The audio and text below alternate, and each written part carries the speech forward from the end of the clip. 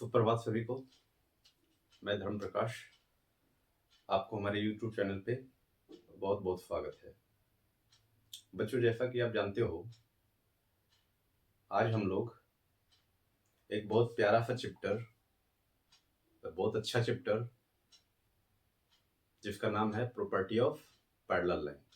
ये क्लास 7 का चैप्टर है। ठीक है। बच्चे कह रहे थे कि sir property of parallel line मुझे समझ में नहीं आता है। ठीक है, तो चलिए देखते हैं, बहुत बेसिक से समझते हैं कि प्रॉपर्टी ऑफ पैरेलल लाइन क्या है, प्रॉपर्टी ऑफ पैरेलल लाइन में पढ़ना क्या क्या है, उसका क्वेश्चन को सॉल्व कैसे करते हैं, किस तरह का क्वेश्चन पूछा जाता है। इन सभी क्वेश्चन पे हम लोग डिस्कस करेंगे, एक एक टॉपिक पर डिस्कस करेंगे। चलिए तो स्टार्ट करते हैं। सबसे पहले जो भी हमारे चैनल पे न्यू जुड़े हैं वो चैनल को सब्सक्राइब कर दीजिएगा, वीडियो अच्छा लगे तो लाइक कर दीजिएगा और शेयर कर दीजिएगा। ठीक है, तो चलिए चैप्टर को स्टार्ट करते हैं। और चैप्टर है property of parallel line. Property of parallel line. देखिए, इस चैप्टर में हम लोग पढ़ने वाले क्या क्या है। इस चैप्टर में जो सबसे पहला चीज, ध्यान से देखना, सबसे पहले ये बताओ ये क्या है। दिख रहा है ये क्या ये है? तो हाँ बच्चों, इसको क्या कहते हैं? ये एक लाइन है। लाइन का नेचर क्या होता है? सबसे पहले हम लाइन के नेचर के बारे में समझते हैं। तो लाइन, मान लो ये लाइन ए और बी है। ठीक है, इस लाइन में एंड पॉइंट नहीं होता है। लाइन ए बी में क्या होता है? कोई भी लाइन होता है जिसमें एंड पॉइंट नहीं होता है। ये दोनों ही डायरेक्शन में क्या होगा? इनफाइनाइट तक एक्सटेंड करेगा। दोनों ही डायरेक्शन में क्या करेगा? इनफाइनाइट तक एक्सटेंड करेगा। ठीक है, तो अगर हम लाइन की बात करें तो line have no end point, it's have infinite length. इसका जो लेंथ होगा ना वो इनफाइनाइट लेंथ होगा। इनफाइनाइट लेंथ कहने का मतलब ये है कि जिसका हम लेंथ मेजर नहीं कर सकते, जिसका लेंथ को माप नहीं सकते हैं। ठीक है, उसको क्या कहते हैं? इनफाइनाइट लेंथ कहते हैं। तो ये लाइन ए बी है, इस लाइन में कोई भी एंड पॉइंट नहीं है। ये दोनों ही डायरेक्शन में इधर भी बढ़ेगा और ये साइड में भी बढ़ेगा। ठीक है, तो ये क्या कहते हैं? इसको लाइन कहते हैं। ठीक है, लाइन का प्रॉपर्टी यही है कि it's have two end point. It's have no end point, no end point. इसमें कोई भी एंड पॉइंट नहीं होता, पहला। Second, it's have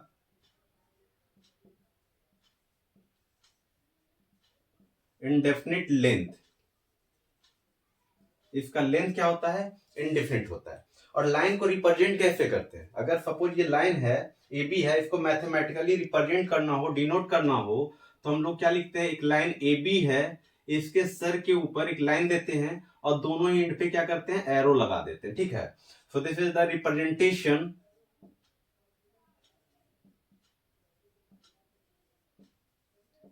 representation of a line.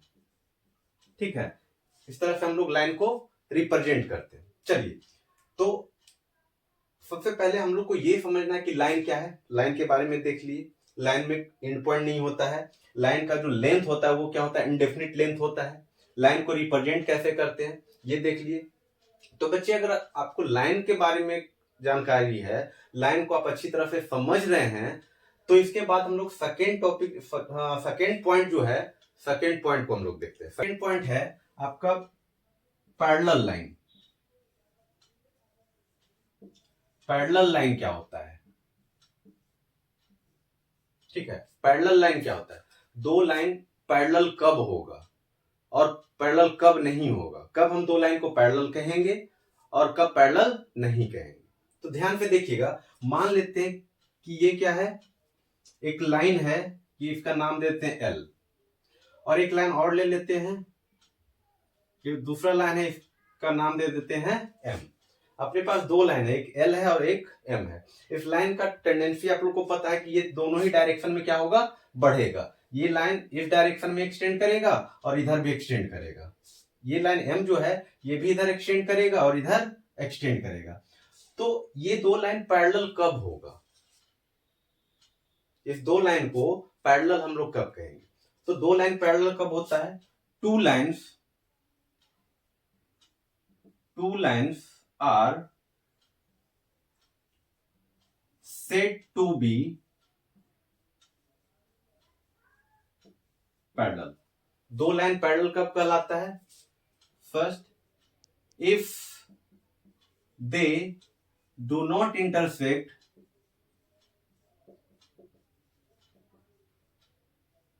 at any point,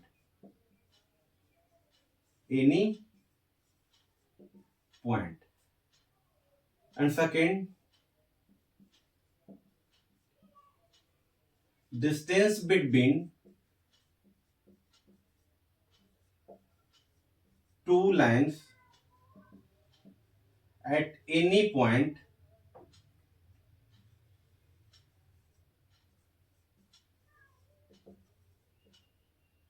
will be equal।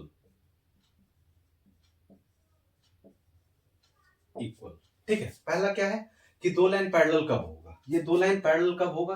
तो पहला पॉइंट है if they do not intersect at any point. ये दोनों लाइन जो है ना किसी भी पॉइंट पे एक दूसरे को कट ना करे, इंटरसेक्ट ना करे।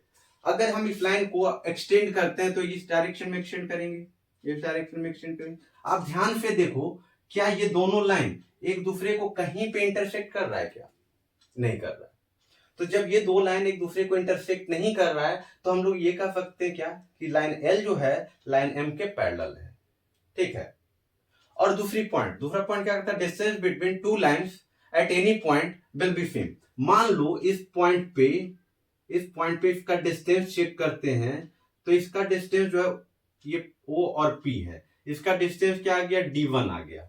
ठीक है, चलिए एक जगह पे और चेक कर लेते हैं, यहां पे चेक कर लेते हैं। इस पॉइंट पे भी इसका डिस्टेंस क्या है? D1 है। और आगे बढ़ के चेक कर लेते हैं, यहां पे भी इसका डिस्टेंस क्या रहा है? D1 आ रहा है। मतलब कहीं कहने का मतलब है कि तीनों जगह पे इसका जो डिस्टेंस है वो डिस्टेंस क्या है? इन दोनों पैरेलल लाइन का सेम है। तब हम लोग ये लिखेंगे कि line L is parallel to line M। Line L और M क्या है? दोनों पैरेलल होगा। ठीक है, और इसको मैथमेटिकली अगर लिखना है तो क्या लिखते हैं? L is parallel to M, line L is parallel to M। चलिए एक और फिगर ड्रॉ करते हैं। मान लो एक लाइन आपका ये है A और B है, और एक लाइन ये है C और D है। क्या ये दोनों लाइन पैरेलल है क्या? तो अगर इस लाइन को हम इधर एक्सटेंड करते हैं इस डायरेक्शन में और इस लाइन को एक्सटेंड करते हैं तो देखो, ध्यान से देखो, दिख रहा है इस पॉइंट पे क्या हो रहा है? कट कर रहा है। मतलब क्या कि ये दो लाइन को अगर हम एक्सटेंड करते हैं तो इस पॉइंट पे आकर क्या हो रहा है? इंटरसेक्ट कर रहा है। तो हम लोग क्या कहेंगे? लाइन ए बी जो है वो A B is not parallel to C D. ये दोनों लाइन पैरेलल नहीं है। ठीक है, तो नॉट पैरेलल को इसी को हम लोग क्या कहते हैं? नॉन पैरेलल कर सकते हैं, नॉन पैरेलल कहते हैं। A B is non parallel to C D. ठीक है, तो पैरेलल लाइन पैरेलल कब होता है और लाइन पैरेलल कब नहीं होता है? ठीक है, तो हम लोग को ये पता चल गया कि दो लाइन पैरेलल कब होता है। ठीक है, इसके बाद एक और पॉइंट है जिसको समझना बहुत ही जरूरी है। ठीक है, देखते हैं। एक पॉइंट है जिसको हम लोग कहते हैं ट्रांसवर्सल। ट्रांसवर्सल क्या होता है? क्या कहते हैं?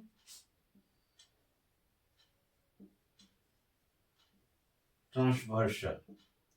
ये ट्रांसवर्सल है क्या? तो सबसे पहले हम लोग समझते हैं कि ट्रांसवर्सल क्या है। कहता है a line which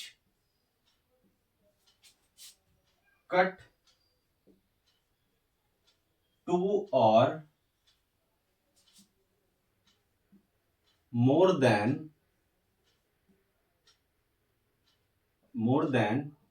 two lines। Are called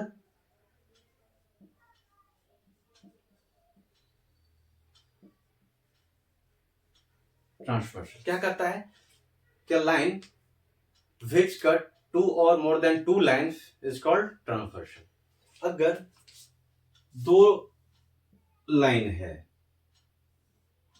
इस दो लाइन को, एक लाइन जो है ये लाइन टी है, ये लाइन एल और एम को, ये लाइन टी जो है दो अलग अलग पॉइंट पे, दो डिस्टिंक्ट पॉइंट पे क्या कर रहा है, कट कर रहा है। तो ये जो लाइन है, लाइन टी जो है, इसको क्या कहेंगे, ट्रांसवर्सल कहेंगे।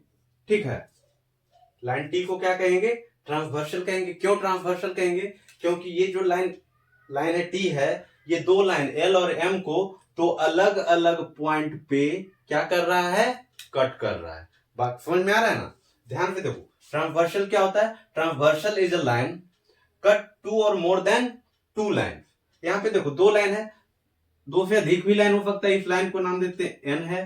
ठीक है, तो एल एम एन ये थ्री लाइन है। इन तीनों लाइन को एक लाइन टी जो है वो क्या कर रहा है, थ्री डिस्टिंक्ट पॉइंट पे, अलग अलग पॉइंट पे कट कर रहा है। तो इस लाइन को क्या कहेंगे, ट्रांसवर्सल कहेंगे। ठीक है, तो ट्रांसवर्सल क्लियर है। अब एक बात बताओ कि एक लाइन ये है, एल और एम है,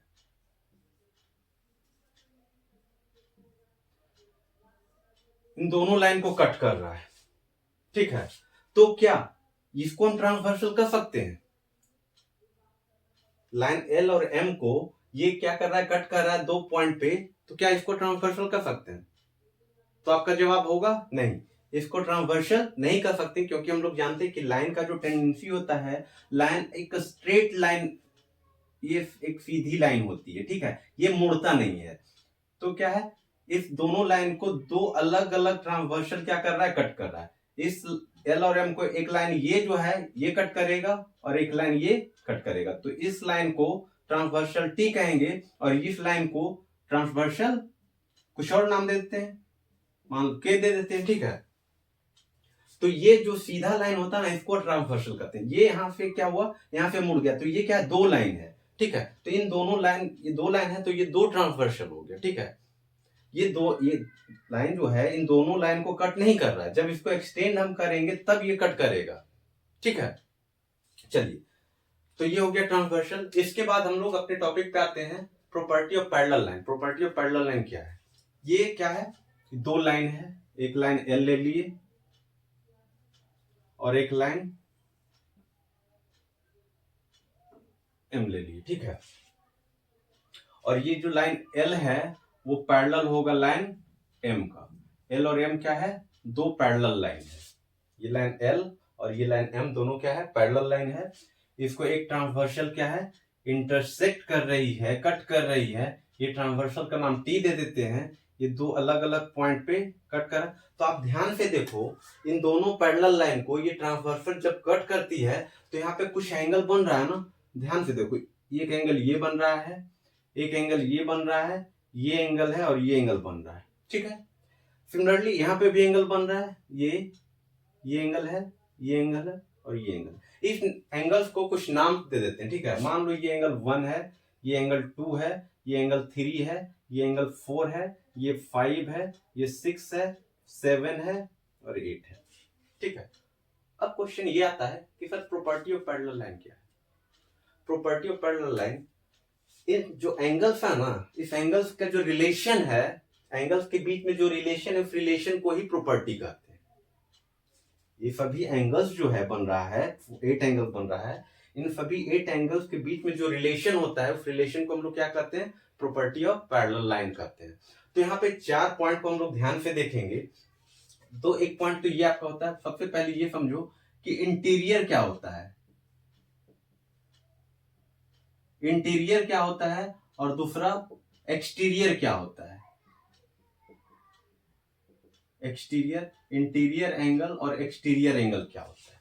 बेटा ध्यान से देखो कि अगर दो लाइन, ये दो पैरेलल लाइन एल और एम है, इन दोनों पैरेलल लाइन के अंदर में जितने भी एंगल बन रहे हैं उस एंगल को क्या कहेंगे, इंटीरियर एंगल।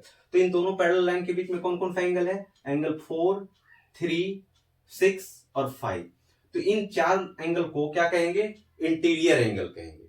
ठीक है, क्यों इंटीरियर कहेंगे? क्योंकि ये 2 पैरेलल लाइन है, इसके अंदर के साइड में ये 4 एंगल बन रहा है, इसलिए इन 4 एंगल को क्या कहते हैं? इंटीरियर एंगल कहते हैं। और दोनों पैरेलल लाइन के बाहर जितने एंगल होते हैं उसको क्या कहते हैं? एक्सटीरियर एंगल कहते हैं। तो इंटीरियर एंगल क्या हो, कौन कौन सा हो गया? इंटीरियर एंगल हो गया 3, 4, 5 और एंगल 6 हो गया। ठीक है, ध्यान से देख लो, एंगल 3, 4, 5 और 6, ये 4 एंगल क्या है? इंटीरियर एंगल है। ठीक है, अब एक्सटीरियर एंगल क्या है? कि 2 पैरेलल लाइन है, इसके बाहर के साइड में जो भी एंगल है उसको क्या कहेंगे? Exterior angle. तो बाहर में कौन कौन सा एंगल दिख रहा है? तो एंगल 1 दिख रहा है, 2 दिख रहा है, 8 दिख रहा है और 7 दिख रहा है। So angle 1, angle 2, angle 7 and angle 8, ये 4 क्या हो गया? एक्सटीरियर एंगल हो गया। अगर आपको ये क्लियर समझ में आ गया कि इंटीरियर एंगल कौन कौन सा है, एक्सटीरियर एंगल कौन कौन सा है, तो इसके बाद आपको प्रॉपर्टी आसानी से समझ में आएगा। तो बेटा पहला प्रॉपर्टी है, ध्यान से देखो, फर्स्ट प्रॉपर्टी जो है ना, क्या कहता है कि अल्टरनेट इंटीरियर एंगल।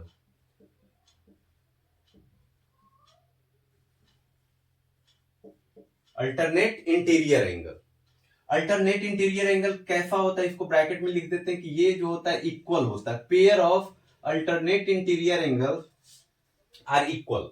ठीक है, पेयर का मतलब क्या होता है?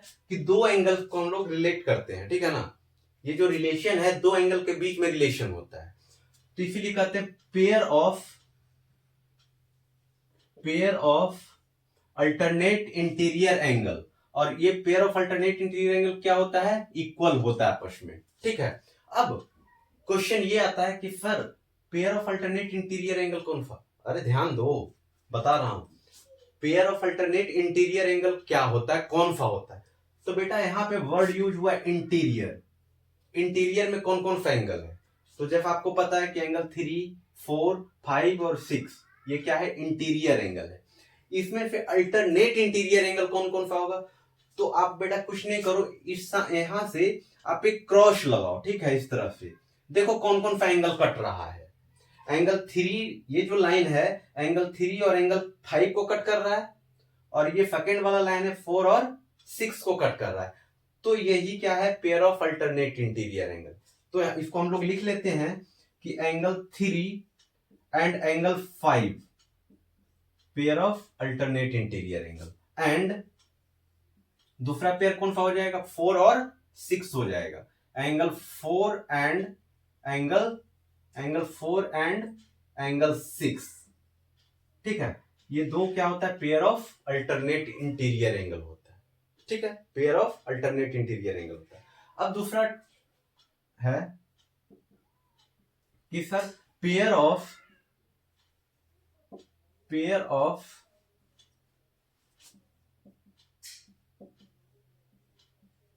Alternate exterior angle. Pair of alternate exterior angle भी क्या होता है? इक्वल होता है। क्या होता है? इक्वल होता है। अब क्वेश्चन ये आता है कि सर अल्टरनेट एक्सटीरियर एंगल कौन कौन सा होगा? तो सेम काम करना है जो हम लोग इंटीरियर एंगल के साथ किए हैं। ठीक है, सेम काम करेंगे कि बाहर से एक क्रॉस लगाओ। ठीक है, इस तरह से कौन कौन सा एंगल कट रहा है? तो देखो ये 2 कट रहा है और ये 8 कट रहा है इस लाइन से, और इस लाइन से कौन सा है? 1 और 7 है। तो ये बाहर वाला जो एंगल है, ये बाहर वाला जो एंगल कट रहा है उसको क्या कहेंगे? Pair of alternate exterior angle कहेंगे। तो कौन कौन सा हो जाएगा? Angle 1 and angle 7। दूसरा पेयर हो जाएगा 2 और 8, एंगल 2 एंड एंगल 8। इसको क्या कहते हैं? Pair of alternate exterior angle कहते हैं। थर्ड जो पॉइंट है वो क्या कहता है? Corresponding angle.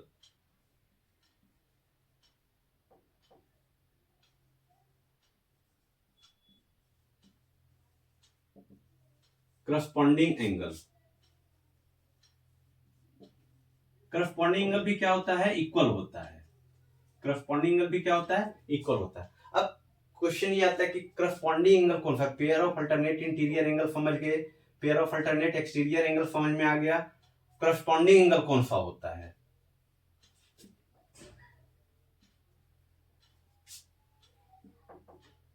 एंगल 2, एंगल 1, 3, 4,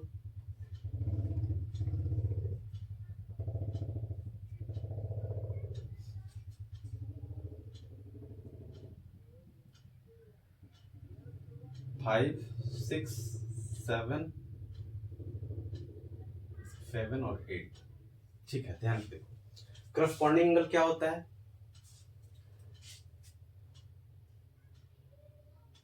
बेटा अगर यहां से हम इस लाइन को कट कर देते हैं, ठीक है, और इस फिगर को उठाकर इस पे क्या करो, प्लेस कर दो, चिपका दो। इस फिगर को उठाकर कहां चिपका दो, यहां पे चिपका दो।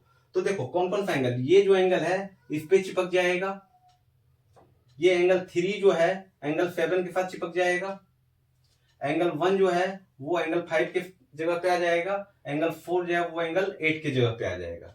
तो इस सभी को क्या कहते हैं, पेयर ऑफ करस्पॉन्डिंग एंगल कहते हैं। तो पेयर ऑफ करस्पॉन्डिंग एंगल क्या हो जाएगा, 2 का करस्पॉन्डिंग एंगल क्या हो जाएगा, 6 हो जाएगा। So angle 2 comma angle 6 first pair of corresponding angle. दूसरा क्या लिखेंगे, 3 और 7 लिखेंगे, एंगल 3 एंड एंगल 7। थर्ड में क्या हो जाएगा, 1 का करस्पॉन्डिंग क्या हो जाएगा, 5 हो जाएगा, एंगल 1 एंड एंगल 5। नेक्स्ट क्या हो जाएगा, 4 का करस्पॉन्डिंग क्या हो जाएगा, 8 हो जाएगा, एंगल 4 और एंगल 8। ये पेयर ऑफ करस्पॉन्डिंग एंगल होता है और ये आपस में इक्वल होता है। एंगल 2 जो है ना एंगल 6 के इक्वल होगा, एंगल 3 एंगल 7 के इक्वल होगा, एंगल 1 एंगल 5 के इक्वल होगा, एंगल 4 एंगल 8 के इक्वल होगा। ठीक है, अब इसमें चौथा पॉइंट जो आता है, फोर्थ पॉइंट, उसको कहते हैं कंजुगेटिव इंटीरियर एंगल।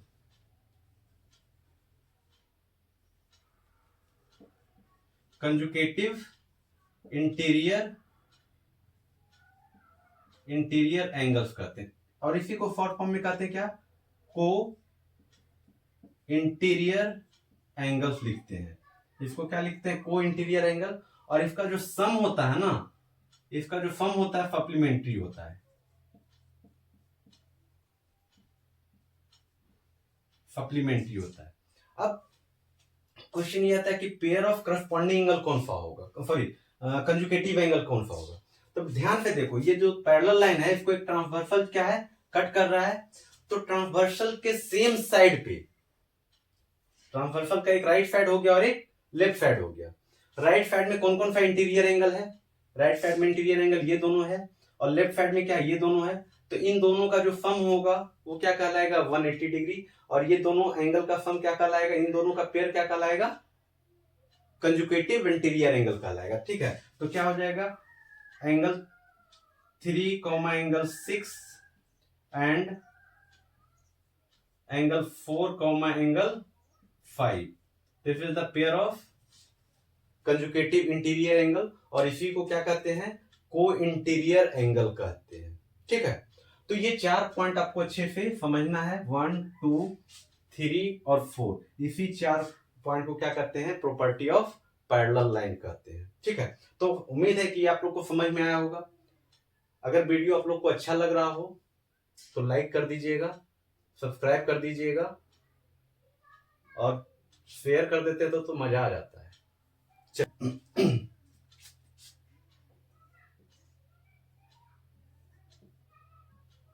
ये लाइन एल हो गया और ये एम हो गया, ये ट्रांसवर्सल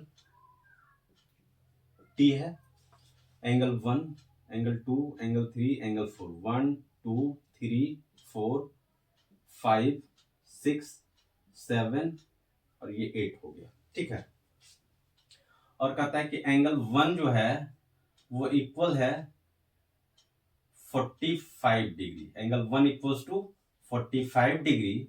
सो find all angles. Angle 1 45 degree दिया हुआ है, बाकी एंगल 2 3 4 5 6 7 8 इन सभी एंगल को क्या करना है, बताने की क्या क्या होगा। तो एंगल 1 जो है ना वो कितना है, 45 डिग्री। बेटा ध्यान से देखो, बेटा दो लाइन जो है एक दूसरे को पॉइंट ओ पे इंटरसेक्ट कर रहा है, तो ये एंगल किसके बराबर होगा, इसके बराबर होगा। और ये वाला एंगल किसके बराबर होगा, इस एंगल के बराबर होगा। तो इसको कहते हैं वर्टिकली अपोजिट एंगल कहते हैं। क्या कहते हैं? वर्टिकली अपोजिट एंगल कहते हैं। तो ध्यान से देखिएगा, क्या मैं ये लिख सकता हूं कि angle 3 is equal to angle 1। Angle 1 जो है एंगल 3 के बराबर होगा। एंगल 1 जो है इस एंगल 3 के बराबर होगा। ठीक है, क्या हो जाएगा? Vertically opposite angle. तो एंगल 3 बराबर क्या हो जाएगा? एंगल 3 इक्वल टू एंगल 1 कितना दिया हुआ है? 45 डिग्री। तो ये कितना हो जाएगा? 45 डिग्री। एंगल 3 कितना हो जाएगा? 45 डिग्री। एंगल 3 निकल गया। अब बेटा बताओ, एंगल 3 जो है एंगल 5 के इक्वल है। इस एंगल को क्या कहते हैं? Pair of alternate interior angle कहते हैं। तो क्या लिखेंगे? Angle 5 is equal to angle 3। कौन से प्रॉपर्टी से? Alternate interior angle. Alternate interior angle क्या होता है जी? हाँ, इक्वल होता है। इक्वल होता है ना? हाँ, अल्टरनेट इंटीरियर एंगल क्या होता है? इक्वल होता है। For angle 5 is equal to angle 3 कितना आ गया? एंगल 3 45 आ गया। तो एंगल 5 भी क्या हो जाएगा? 45 डिग्री हो जाएगा। ठीक। नेक्स्ट एंगल, एंगल 5 जो है वो किसके बराबर होगा? एंगल 7 के बराबर होगा, वर्टिकली अपोजिट एंगल। तो क्या लिखेंगे? Angle 7 is equal to angle 5। Again property कौन सा अप्लाई होगा? Vertically opposite angle. समझ में आ रहा है ना? तो angle 7 is equal to angle 5 कितना है? 45 डिग्री है। 45 डिग्री एंगल 7 आ गया। ठीक। तो हम लोग एंगल 1 पता था, एंगल 3 पता चल गया, 5 पता चल गया और 7 पता चल गया। अब बेटा एक बात बताओ कि ये क्या है? लाइन एल जो है एक स्ट्रेट लाइन है ना? स्ट्रेट लाइन है। तो एंगल 1 और एंगल 2 का सम कितना हो जाएगा? 180 डिग्री हो जाएगा by linear pair. Linear pair में आपको लाइन फेर एंगल पे पढ़े हैं कि इन दोनों एंगल का सम क्या हो जाएगा? 180 डिग्री हो गया लीनियर पेयर प्रॉपर्टी से। या फिर और क्या कर सकते हैं? देखो, हाँ ठीक है, क्या लिखेंगे कि angle 1 plus angle 2 is equal to 180 degree by linear pair property. ठीक है, तो एंगल कौन सा? 2 निकालना है ना? तो एंगल 2 बराबर क्या हो जाएगा? 180 डिग्री माइनस एंगल 2। सो 180 डिग्री माइनस एंगल 2 कितना दिया हुआ है? सॉरी, एंगल 1 कितना दिया? 45 डिग्री। अब माइनस कीजिए तो 10 माइनस 5 5 हो जाएगा। 7 माइनस 4 3 और ये कितना आ जाएगा? 1। तो कितना आ गया? 35 degree. So angle 2 is equal to 135 degree. Angle 2 आ गया। अब ध्यान से देखो, एंगल 2 जो है किसके बराबर है? एंगल 4 के बराबर होगा, vertically opposite angle. So angle 2 is equal to angle 4। कौन सा property? Vertically opposite angle. So angle 4 equals to 135 degree. ठीक। और एंगल 4 जो है किसके बराबर होगा? एंगल 6 के बराबर होगा, alternate interior angle. So angle 6 is equals to angle 4, alternate interior angle. So angle 6 equals to 135 degree. ठीक है, एंगल 6 135 आ गया। तो इसके सामने क्या है? एंगल 8 है। ये कितना हो जाएगा? 135 हो जाएगा। So angle 6 is equal to angle 8, vertically opposite angle. So angle 6 बराबर कितना हो जाएगा? 135 डिग्री। तो बेटा ध्यान से देखो कि आपका एंगल 1 दिया हुआ था, एंगल 2 निकल गया यहाँ पे, angle 3, angle 5, angle 7, angle 4, angle 6 और एंगल 8। ठीक है, तो इस तरह से हम लोग क्या, एक एंगल दिया हुआ है तो बाकी सभी एंगल को निकाल सकते हैं। चलिए, इसके बाद नेक्स्ट वीडियो जो आएगा उसमें आपका एक्सरसाइज का क्वेश्चन हम लोग देखेंगे, कुछ क्वेश्चन को सॉल्व करेंगे। तब तक के लिए आप लोग खुश रहिए, अच्छे से वीडियो को एंजॉय कीजिए। बहुत बहुत धन्यवाद।